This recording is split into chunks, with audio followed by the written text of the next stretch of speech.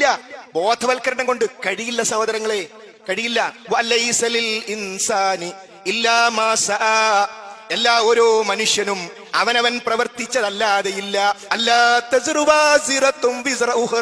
ഒരാളുടെ പാപഭാരം മറ്റൊരാൾ ഏറ്റെടുക്കുകയില്ല.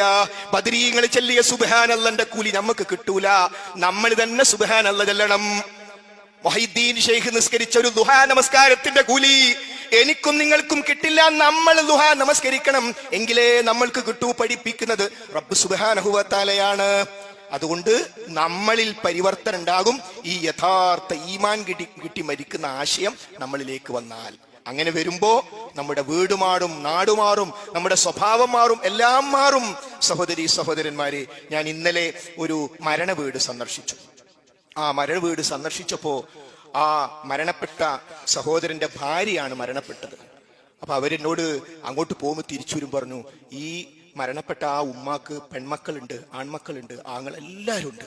പക്ഷെ ആ മനുഷ്യനുണ്ടല്ലോ ഒരാളെയും തൊടാൻ സമ്മതിച്ചില്ല. അവരുടെ മലമൂത്ര വിസർജനം അടക്കം മാസങ്ങളോളം ആ ഭർത്താവാകുന്ന ഒരൊറ്റ മനുഷ്യൻ, കാരണം എന്റെ ഭാര്യയുടെ ആ ഒരു സ്വകാര്യതയുമായി ബന്ധപ്പെട്ട് ഒരാളും മക്കളില്ലേ പെൺമക്കളില്ലേ എന്ന് വിചാരിച്ചില്ല. മുഴുവൻ കാര്യവും ആ മനുഷ്യൻ ഒരു മാതൃകയുണ്ട്. മുഹമ്മദ് മുസ്തഫ നബി കരീം സ്വല്ലല്ലാഹു അലൈഹി വസല്ലം റസൂലുള്ളാഹിയായിരുന്നു ലോകത്തെ ഏറ്റവും നല്ല ഭർത്താവ്, ഏറ്റവും നല്ല ഭർത്താവ്. അതുകൊണ്ട് സഹോദരങ്ങളെ, ജീവിതത്തിലേക്ക് അഷ്ഹദു അന്ന മുഹമ്മദ് റസൂലുള്ള പ്രവേശിപ്പിച്ചാൽ നമ്മുടെ വീട് മാറും, ഒരു സംശയവും വേണ്ട. അതുകൊണ്ട് തീരുമാനിക്കുക, എന്റെ വീട് ഹബീബിന്റെ വീട് പോലെയാകും. റസൂലുള്ളാഹി സ്വല്ലല്ലാഹു അലൈഹി വസല്ലം സുബഹിക്ക് മുമ്പ് ജീവിതം ആരംഭിച്ചിരുന്നു. ഞാനും നിങ്ങളും സുബഹിക്ക് മുമ്പ് ജീവിതം ആരംഭിക്കാതിരിക്കാൻ നമ്മുടെ ന്യായമെന്ത്? റമദാൻ മാസത്തിൽ മാത്രം മതിയോ തറാവീഹ്? അത് ബാക്കി 11 മാസവുമുണ്ട്. ഞാൻ തഹജ്ജുദ് നിർബന്ധാക്കല്ല, പക്ഷെ നന്ദി കാണിക്കണ്ടേ? എന്റെയും നിങ്ങളുടെയും ആദ്യത്തെ സാമ്പത്തിക അവസ്ഥ, ആദ്യത്തെ വീട്, നമുക്ക് പലർക്കും വാഹനം ഉണ്ടായിരുന്നില്ല, AC ഉണ്ടായിരുന്നില്ല. അത് തന്നപ്പോഴുള്ള നന്ദി കേടാണോ ഇപ്പൊ നമ്മൾ കാണിക്കുന്നത്? അതുകൊണ്ട് സുബഹിക്ക് മുമ്പ് എഴുന്നേൽക്കാൻ നമ്മൾ എഴുന്നേറ്റല്ലേ നമ്മുടെ മക്കൾ എഴുന്നേൽക്കുള്ളൂ. അവരല്ലേ നമുക്ക് വേണ്ടി ദ്വാരക്കാനുള്ളത്.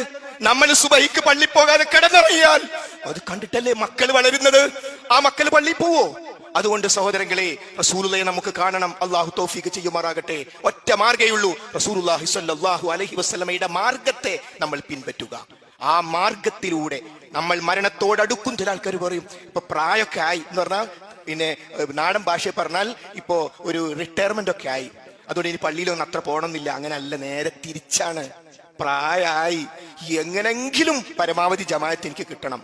പ്രായമായി, ഇനി അടുത്തൊരു വെള്ളിയാഴ്ച കിട്ടുമെന്ന് അറിയില്ല. അതുകൊണ്ട് സൂറത്തുൽ കഹ്ഫ് ഓതാത്ത പ്രശ്നമല്ല. ഞാൻ സുബഹിസ്കരിച്ചാൽ ദിക്ർ പൂർത്തിയാക്കിയിട്ട് സൂറത്തുൽ കഹ്ഫ്